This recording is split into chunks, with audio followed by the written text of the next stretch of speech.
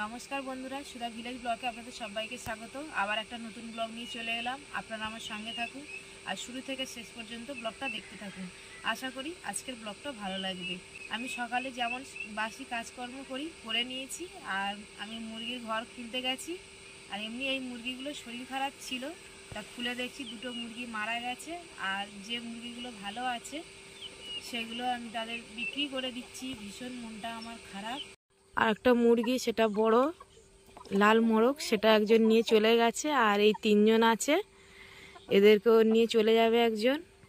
আর একটাও দুদিন আগে মারা গেছে, সে ওরকম বড় মুরগি। আর মুরগিগুলো সব নিয়ে চলে গেছে। দেখুন মুরগির ঘরও ফাঁকা।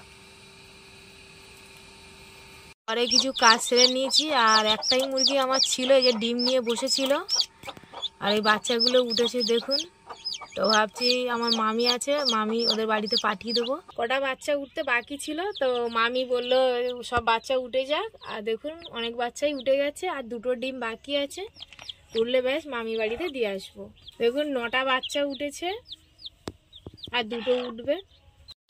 আর দেখুন এই বাচ্চাটা মনে হয় শরীর খারাপ লাগছে, এই যে বাঁচবে না, মনে হয় মরে যাবে, কিরকম করছে দেখুন।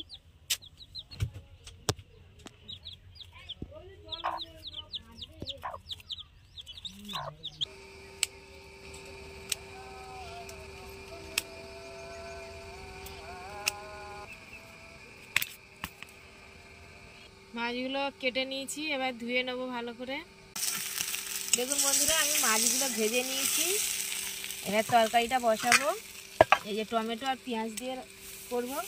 তো আমার রান্না হয়ে গেছে, আর দুই মেয়ে খেয়ে নিয়েছে। আর আমি খাবো বলে এই যে ভাত বেড়ে নিয়েছি, অল্প করেই নিয়েছি, খেতে ইচ্ছে করছে না। তো দুই মেয়ে আমাকে জোর করছে, মা খেয়ে নাও খেয়ে নাও, তাই যে একটু কম করে ভাত নিয়েছি। তো বন্ধুরা আমি খেয়ে নিই। ভাত খেয়ে নিয়েছি, নিয়ে ছাগল গরুকে জল খাইয়ে এসেছি। এসে আর একটু বসেছি, বসে আর এই যে বাইরে একটু হাওয়া হচ্ছে, হাওয়া খাচ্ছি। আর ব্লগটা বেশি বড় করব না।